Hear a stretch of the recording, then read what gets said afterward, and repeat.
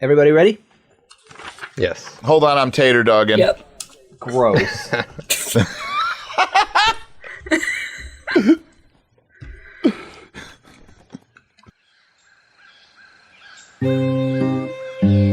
Creed's 18th entry. Hopefully, we're coming to the end of our journey, since I only have about a quarter of this journal left.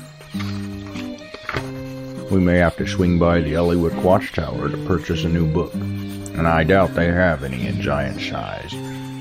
We managed to get reunited with Firdaus. Firdaus, you're back. I'm glad to have found you. We have problems. There was a party of tieflings heading north, down the pathway that we came into this town with. They were spiked, as the others were that we found. Since our location was possibly compromised, we backed up and headed north, back towards this swamp.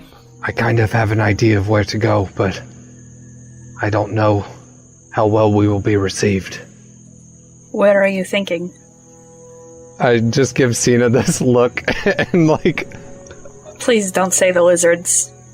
and as soon as you say that, I nod.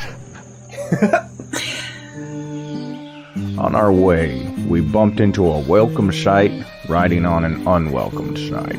Let's not attack straight off. Let's see what it wants. No, as soon as she says that, this figure bursts out, hits the ground, and says, "Good gracious, we meet again! Fuck me! Oh my god! You are so tall still!" I immediately raise my javelin and look at everybody like, He kind of rotates to the side so that you can see behind him, and with little dangly feet sitting on his back, you see Nespos Boonback, the pocket gnome. Pocket gnome! We worked out a peace treaty with the lizard folk at the bridge. The tower is no more. It's no more, correct. We filled it with water.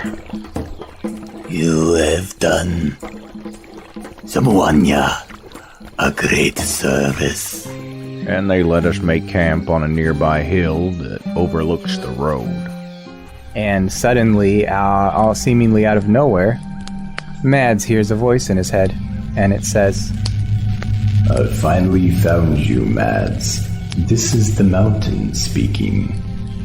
I need your help. that is not how this works. Why have you never spoken to me before? you feel your voice kind of just go out into the ether and disappear as if it was sent, and that's it. And so I'm back to swatting at large clouds of swamp insects and constantly retuning my instruments in the humid air. Maybe Mad should have left me to die in the throne room. The road is long, but the world is small. One should never tread where the giant's feet may fall. The road is long, but the world is small. 'Cause you can crush any man in the way when you're standing tall. The road is long, but the world is small. One should never tread where the giant's feet may fall. The road is long, but the world is small. You can crush any man in the world when you're standing tall.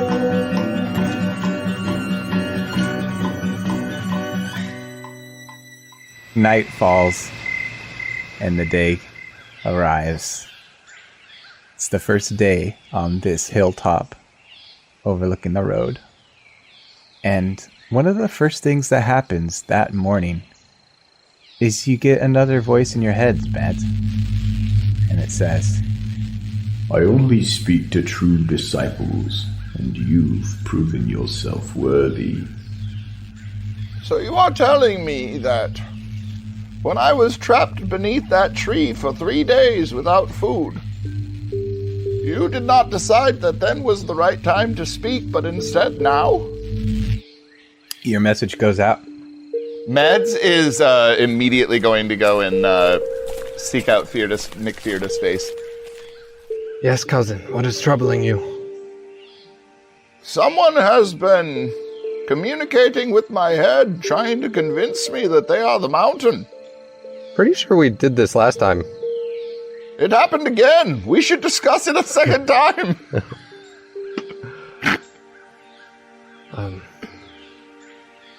I believe that this is the same person who is reaching out to me. I do not trust them. Do not worry. I have been given all of the assistance and information I knew I could count on so far. We have run into the group of mountain worshippers who fly on those winged creatures. They are bringing an army for us. And after all of that, the mountain decides to speak to me. He'll spit on the ground. I'll spit on the ground too. Whatever it is waiting quite a bit before it replies. Yes, I too found that strange. Bogdana walks by you two coming from out of the woods, and she spits on the ground too. Good call! And he'll motion like, yeah, good work there. Good morning. Due to the constant plant growth spells that I've been doing all over this area, a little sprout starts to come up in that area. Who is going to take the first watch? I think I will. It would be easiest if we had a consistent schedule. You could be the morning watch. I can do that. I take care of meal times, so I should be the night watch. I could take afternoon.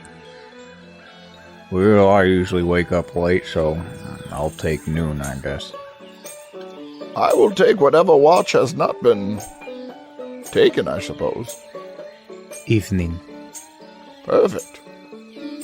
I will take that one, I guess.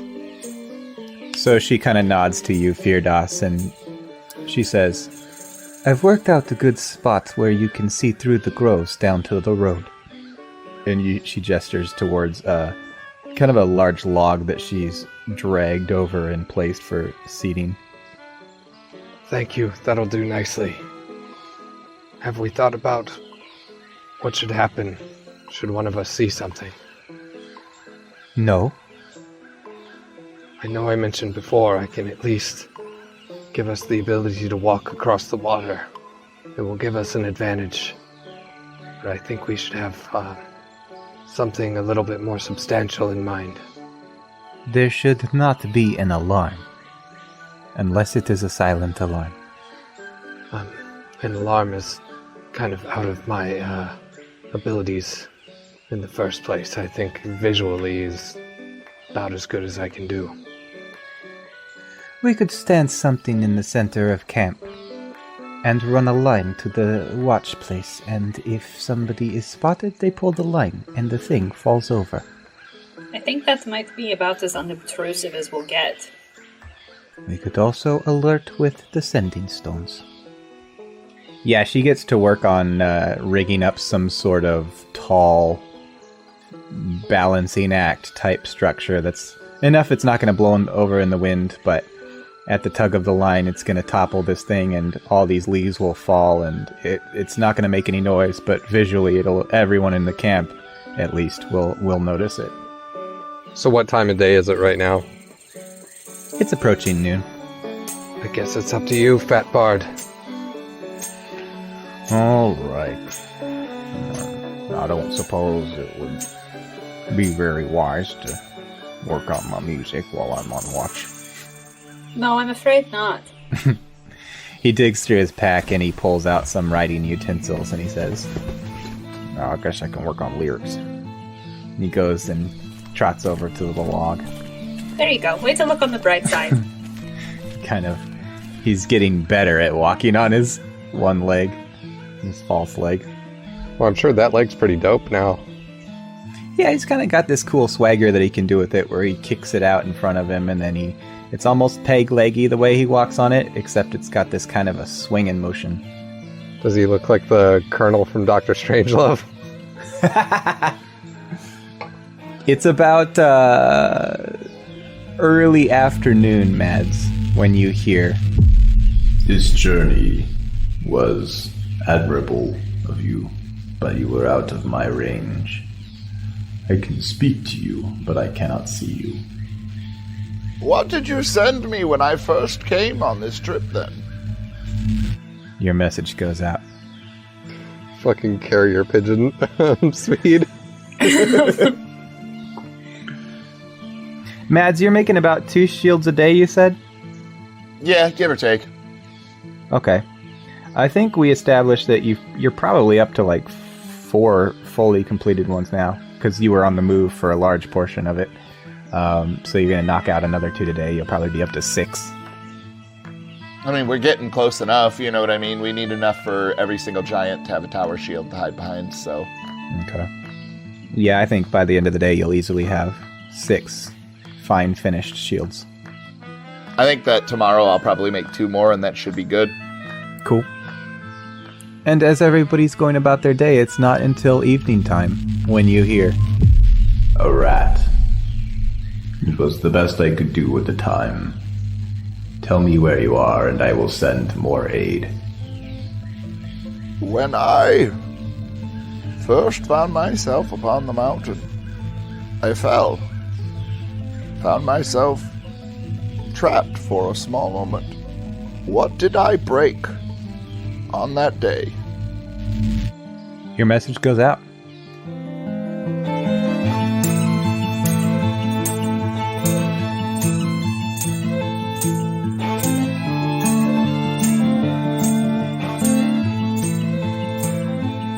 That day ends without incident.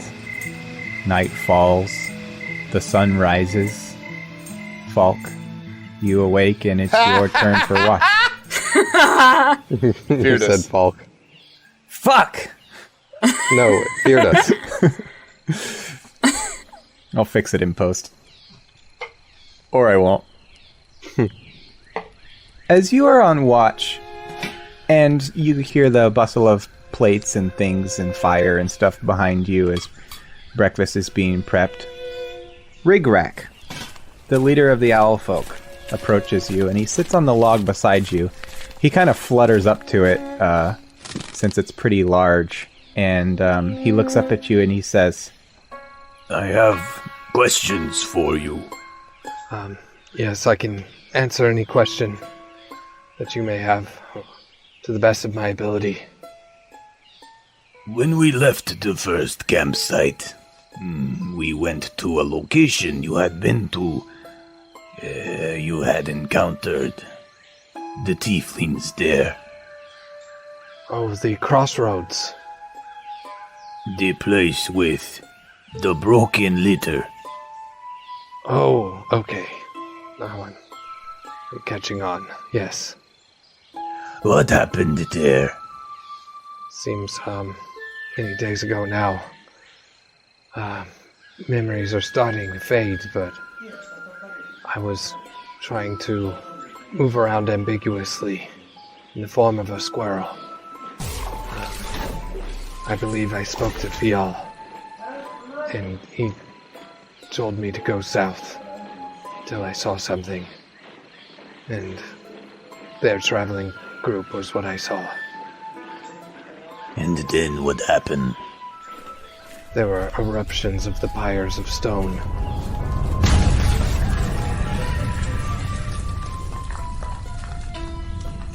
And, they were all killed. Struck down right in front of me.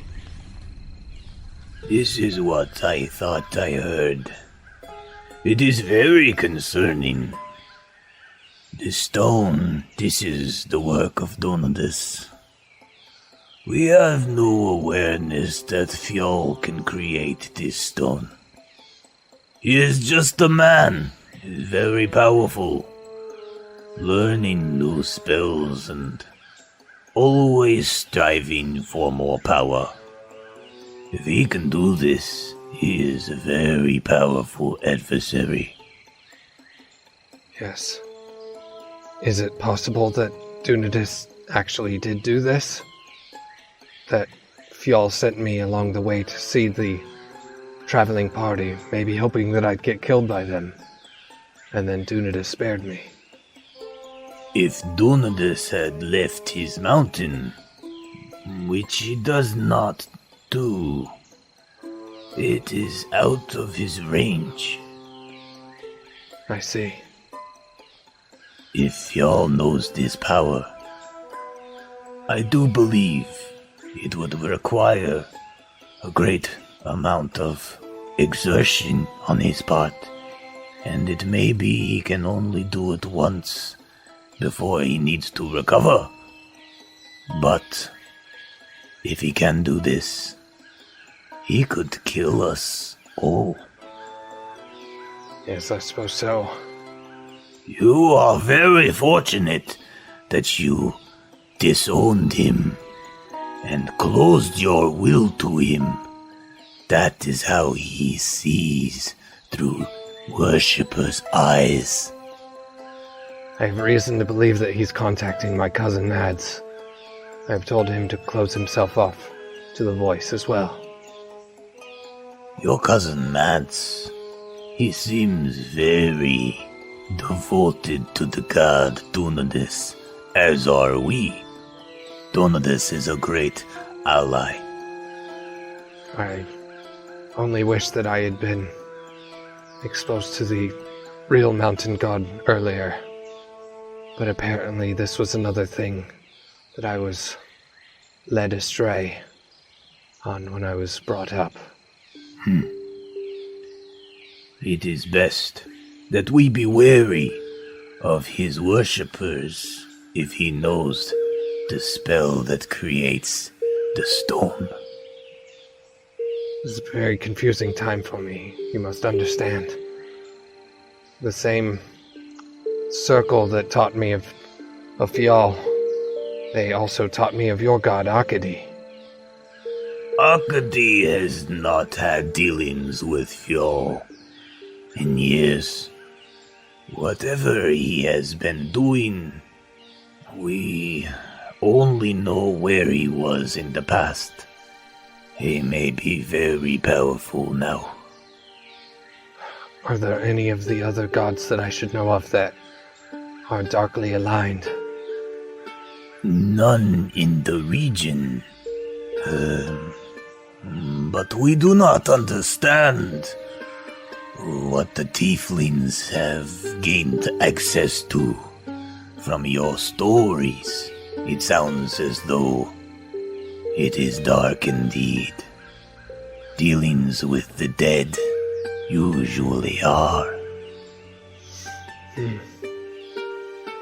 Now, if you will excuse me, I need to feed my great owl. And he pulls a rat out of his pack and he hops off the log and he starts going.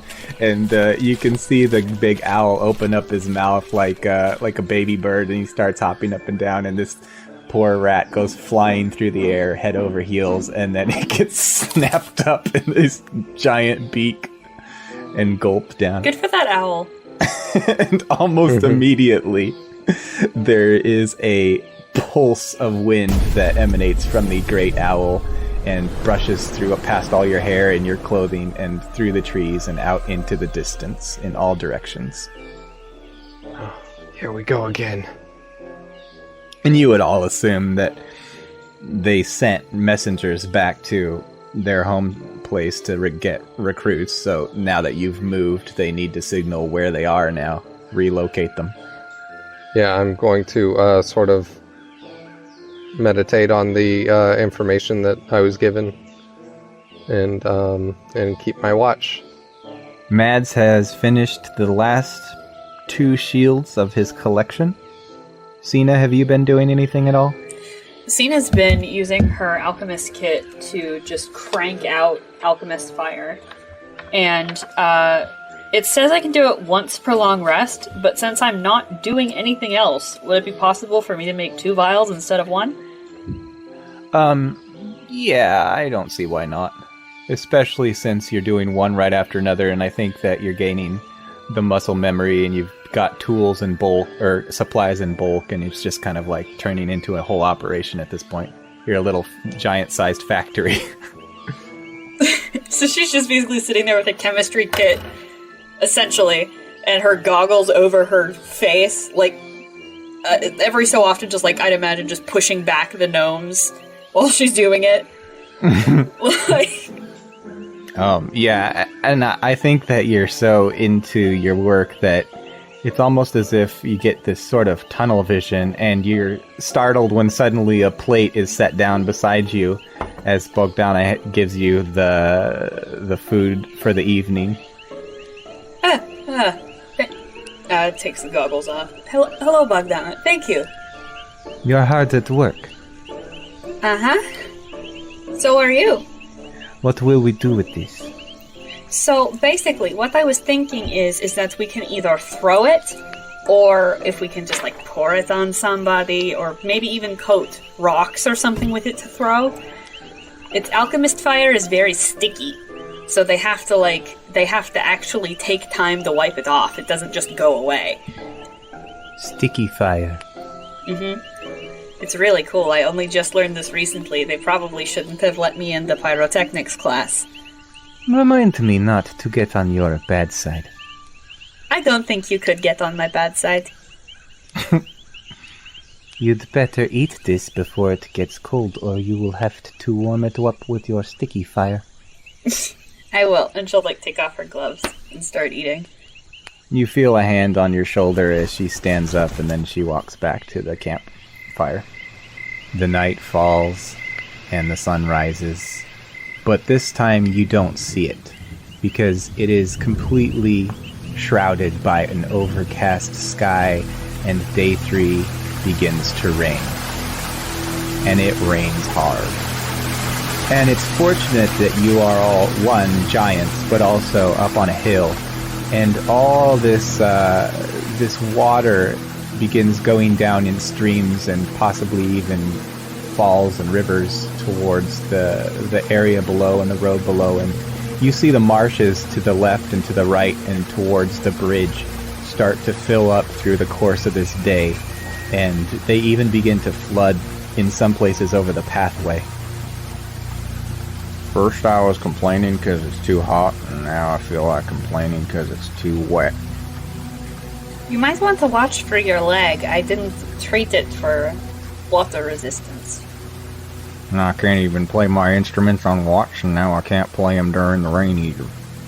And he's basically covered them in leaves to tarp them up. You do not have any sort of waterproof case for them. I didn't think we'd need it. Normally I just sling it over my shoulder and... You went on a long journey through a place of varying climates and didn't think that you might need to protect your instruments from the rain?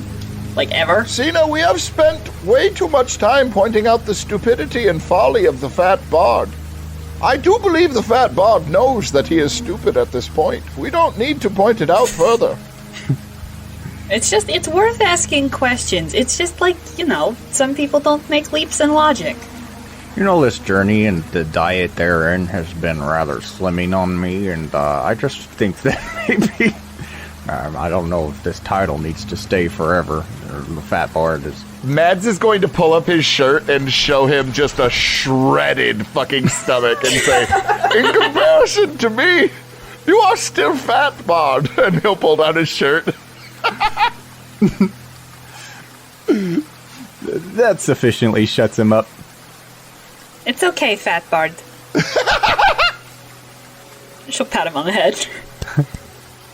Pat him on the belly, it's more insulting.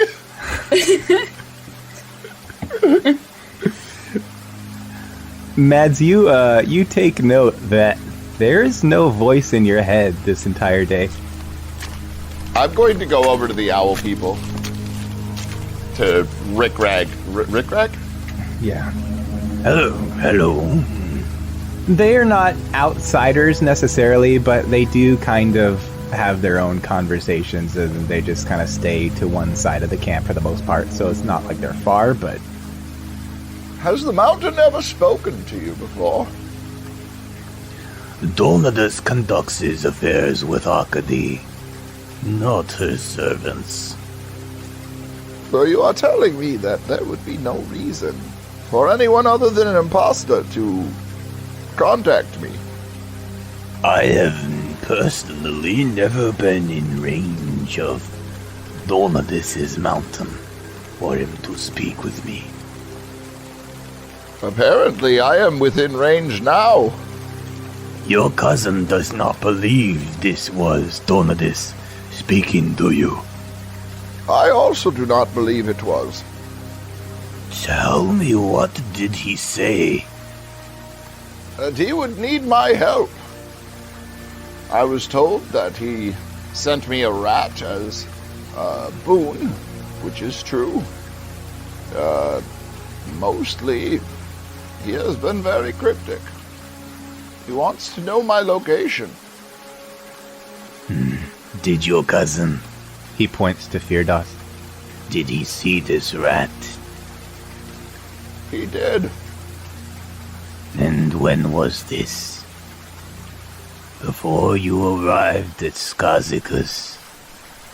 Yes, we got it. During the beginning of my journey, I was given a letter that said I would be out of range.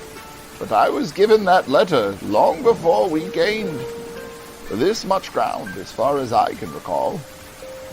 If your cousin saw the rat at that time, you saw the rat as well. He wants to know your location because your cousin closed off his eyes. I'm going to move Rick Rack, as far away from the camp as we possibly can before Matt will speak further. He'll follow you. He'll say, I asked this deity what happened to me the first day I found myself on his mountain. I have gotten fairly regular replies, but not to this question. There is no way he could know. You have bested him. That was wise. I just know that the mountain has never once spoken to me, no matter how dire my situation. Why would it start now? Donadus, from what I understand, he rewards his servants with gifts. So the rat might have actually been from him. But the words are not, is what you are saying. He nods, but roll a history with advantage. Or maybe not a history, maybe it's just... What would you do to remember something? Because that's not necessarily history, that's like just general... You could do straight intelligence, or you could do history, since it is based off of intelligence. Kind of up to you, man. I'm not going to argue either way. I feel like history should be if you're learned of history, like... give me a general intelligence roll. Okay. You said with advantage, correct? Correct. 17. Him mentioning gifts immediately brings to mind that on Elevator Mountain, a figure of a man appeared and presented you with 3 potion vials with your name on them. I am going to show that to the owl guy. He looks at them kind of blankly at first and says, And these are... I was given them by a strange man who I had never met before, while I was on Dunadis's mountain. How long have you been in service to the mountain? I went first upon the mountain when I was numbered 32. I am 98. This is a long time. Yes. I would believe that this is indeed a gift from Donadus. I agree with you. I worry about saying things near Firdaus. Or perhaps he may be corrupted, not knowingly, but still. Your cousin says he closed off his will to the southern mountain god. And then he began speaking to you, asking for your location. This is a very valid point. He cannot see us, but we must be wary of Fjall's worshippers, especially because he knows how to create stone. I will drink all of their blood. You have my word on this. He nods to you with a deep, respectful nod, almost borderline bowing, and then he says, It is my honor, Mads, that we are now allies. Mads will also bow in return. He doesn't really give any closing statements or anything. He just kind of turns at a 90-degree angle, almost like a patrolling guard on his heels, and he begins walking back towards camp. Does anybody want to do anything before day 3 closes? Sina's gonna keep, well, I'd imagine, like, her alchemist fire takes a little bit to, like, cure, or, like, do something before she can actually finish it. In those little breaks, she's, putting together some ramshackle little raccoon-looking body with little bits and pieces that she finds of wood and sticks and stuff. And you would probably have some metal scraps left over from Mad's project. Mm-hmm. Have you sheltered yourself from the rain at all? Do you need that for the fire? It's pretty wet out here. Yeah, she would have, like, put herself under some trees. So the trees, as per my spell, are pretty thick. Okay. How many C's would you say? A lot. Our 7 C's. Yeah, there you go.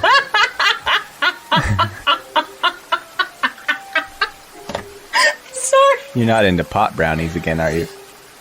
No, that's just the funniest fucking thing I've heard all day. Sorry, keep going. Firdaus, what are you doing? I'm going to approach my fellow camp members and say, I've thought of something. Perhaps we should at least at some point send a scout southward. It might give us a little bit of an advantage in knowing how their preparations are going. Well, if you want a scout, I could go back down and hop on board the Pussy Man again. We make great time. So has that thing been staying with us? Like, how would he know where the... The last episode, Cena gave him a dagger and said, guard this, and he just stayed there as you left. So this is Pocket Gnome's assuming that he's still there. I suppose that will do. Also, I have the ability to change shape, and I can go without alerting anyone as well. Alright, well, suit yourself. Whatever you want to do doesn't matter to me. I've just been twiddling my thumbs here. I think perhaps it might be best to get everyone's opinion on it. I do not care what you do, Firdaus. Feel free. Alright, yeah, I'm going to, I guess... What time of day is it? It's approaching the evening, and it's still raining. Yeah, how close to evening? Because, it's going to take time to get down there. I don't want to get trapped out there after dark or anything. By in real life standards, it's probably about 4 o'clock. What time of year is it? How late is sunset usually? It's currently, I think I said, springtime. Okay, so it's still probably around 7 o'clock is when it would. It's when if I remember correctly, when you guys left your hometown, your home world, it was coming out of winter, so it was early spring. So, and you spent probably about at least a month on the road. Yeah. Yeah, I think Firdaus will go in just regular giant form and go for a walk south and stuff. Like he'll make his way over to the road and then start heading south on the road. And if you want to, you can still maintain cover of trees and stuff best as you can. Yeah, once I get to where I'm out of what we've already been able to see, I'll start being a little bit more stealthy. But one of the things that I want to do during my walk is I want to look for anything metal along the way, if any travelers have dropped any parts or anything like that, and collect them to bring back to Cena. All right, you set off, and as I've mentioned, this place is the marshes have been flooding and stuff. So even the high roads, high-ish, some places they've been flooded, and the ground below you is getting even more soft than usual, and you're leaving huge fucking footprints. You cool with that? Oh, you're using Water Walk, aren't you? Yeah, I would have cast Water Walk if I found myself doing that. Okay. And then, I think before night actually falls, Firdaus, as you're walking along down the road, you go probably a few miles, and then you hear, Good gracious, we meet again! Fuck me!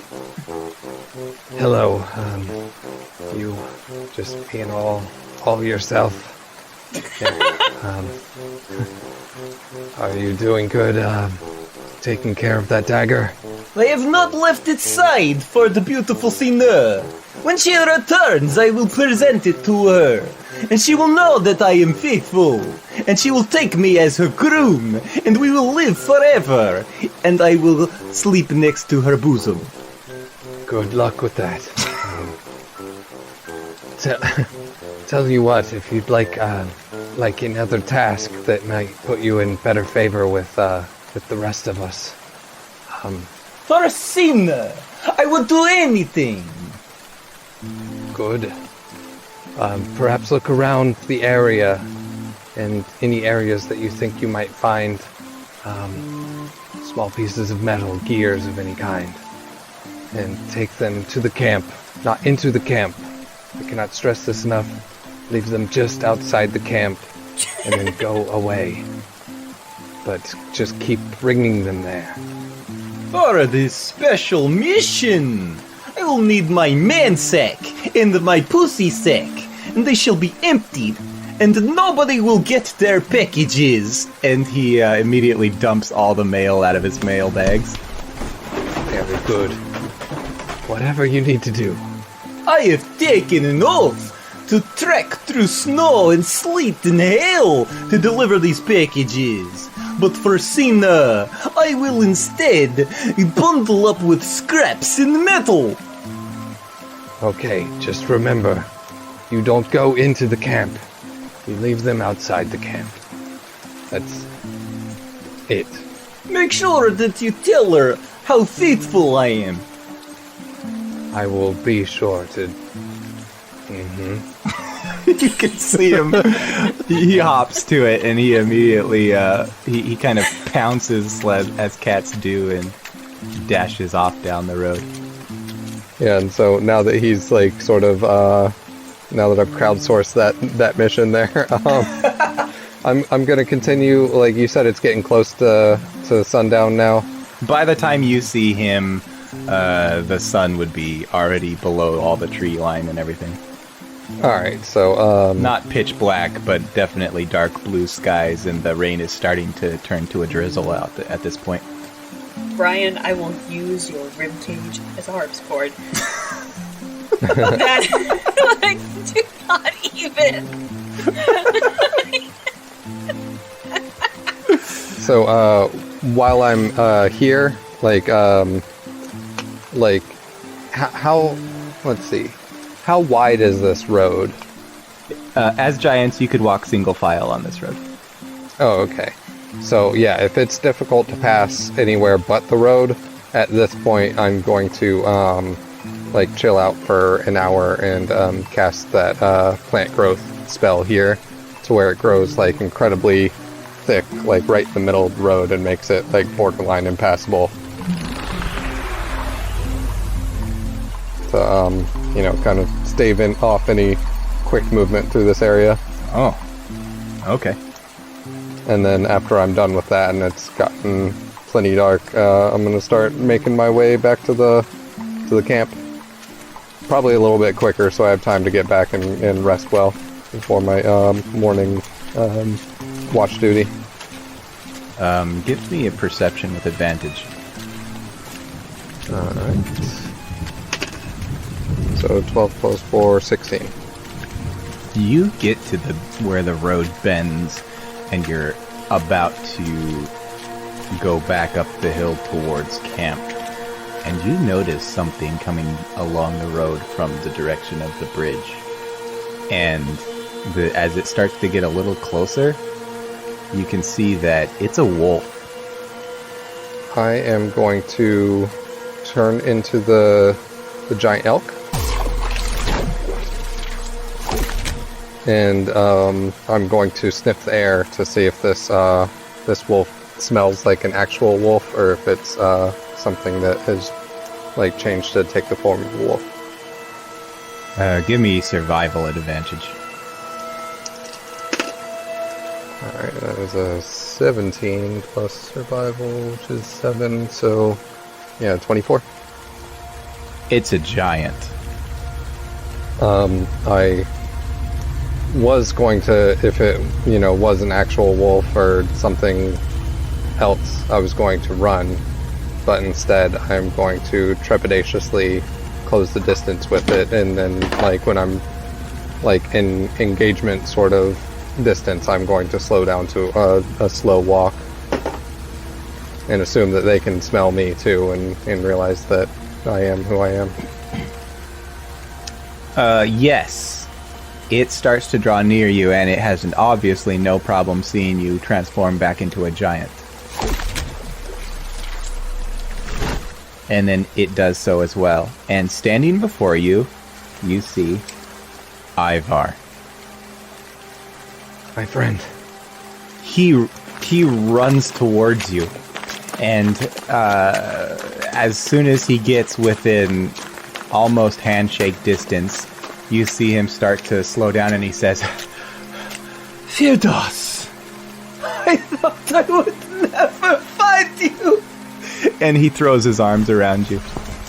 Yeah, I kind of just let him hug me for a second with my arms down to my side, and I'm just kind of in shock, and then eventually, I hug him back. It seems the last time I saw you was in the Darling Skeg, when I gave you the box of Ifki. It was. It served me well one day. As a story for another time. What are you doing here? I can ask you the same thing. I told you I was leaving, and you didn't come. What made you leave now? But where are we? Why are you out here by yourself? So south of our...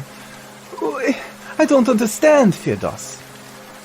I guess I've always been bad at explaining. I'm sorry. I do not think I will ever be going back there. What?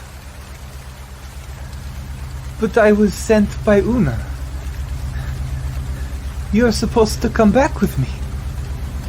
My blood runs cold when he says that. You've always been my greatest friend. That's what makes this all so hard. I can no longer trust Una or the rest of the circle. They've been lying to us. I tried to tell you back home. Did you have accurate information, Firdaus? Come with me to the camp. We can talk. You'll be safer there. He's going to just follow you as he tries to catch his breath.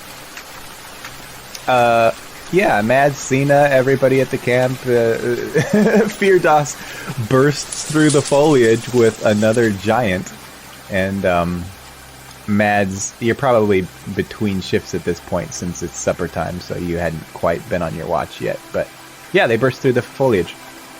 Okay. Do not be frightened. This is Ivar. He's a close friend of mine, much like a brother. Are you implying that I could have possibly been frightened? This is my cousin Mads, and he's telling the truth. You cannot frighten him. It is a great honor to meet your cousins. I didn't know you had family. Yes, yes, come. This is my other cousin, Sina. It is a pleasure. I didn't realize Firdaus had cousins. Most of the people who join the Druid Circle are loners, or orphans, as I am. So that is one of the more complicated things I would like to tell you. I do not think you are an orphan. What? I think many of us were taken. Taken? You're saying I might have a mother and a father. That is... That is... Where are you getting your information? It started as a feeling. And then, in some nights I would... When we were supposed to be bedded down, I'd sneak off. I learned my ability to transform very quickly. I would stay up and listen to things. And even in the day, sometimes they would let their speech slip, saying sort of guarded things, speaking in double. I think that this sneaking off has not done you any favors, Firdaus. You know that connections to the outside world, they hinder people's devotion to the circle. And now I see you encamped with friends. I told Una I would bring you back with me. Yes, I actually got word from some friends in a town that you went through that you were on your way. Yes, the watchtower. They told me you were there. Well, actually, what I just said was not completely true. It was not a friend that warned me. There's so much going on right now. It's very, very complicated time. If I hadn't left the circle, we would not be in the position that we are in. We may be able to stop a war that has been brewing. A war? There has not been a war in years, Firdaus. I reach up and I grab him on both shoulders and look directly in his eyes. Ivar, there will be. And we seek to stop it. I have a message for you. It is from Una. She wasn't sure that I would ever find you, but I assured her. And thank Fjall, here you are! He reaches into his coat and he pulls out a large paper and hands it towards you. I start to read it. You take the paper from him, and as soon as you unfold it, there's a sound of a splurt of meat. And when you look up from the paper, your buddy Ivar is sitting there with a magical arrow in his neck. I instantly drop the paper to the ground and run and grab him. He falls limply into your arms, and he's struggling to just breathe, and he's... Ivar, no! Spare the dying. Spare the dying. Actually, instead, I'm going to lay on hands of him and just give him, let's see, 60 points of healing. As Mads does that, he will look up at the forest around him and he will say, anyone who has decided that they will take a life before I have decided it is necessary will die this day! And he will just tear out this fucking thing as his other hand just heals the gaping wound that is left behind from it. as you're saying that, you place your hand down to heal the wound, and you look over at the owl folk, and the leader Rigrak is standing there with a bow in his hand, and he looks exhausted. He's struggling to catch his breath, and his hands are almost on his knees, and he looks up at you and he says, This is a worshipper of Yall. He has given us away. Fjall's eyes are here, and he could kill us if he knows how to create the stone.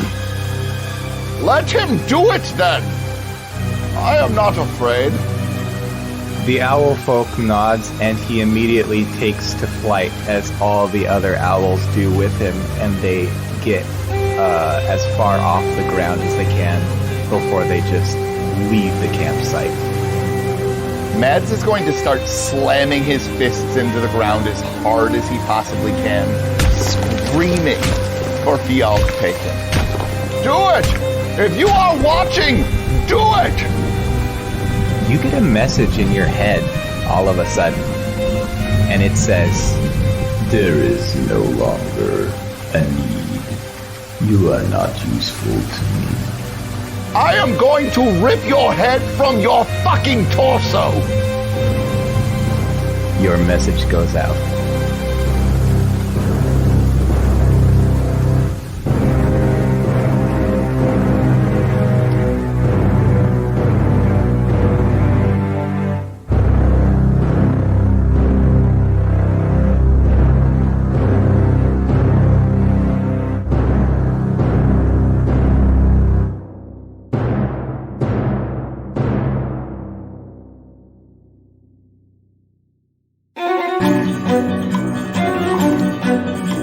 Time to Die Podcast Network. You know the drill. If you're enjoying the show, we would be honored to have your support.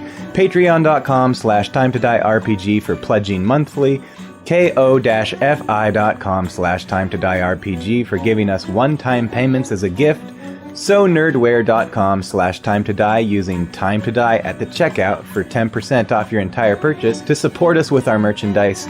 We're on Twitter and Instagram at TimeToDieRPG. Tim Demuse, who plays Mads, is on Twitter at IdaGrabYourGun. Chris Riley, who plays Firdaus, is on Twitter at PeePeeCrasta. That's PeePyCrasta.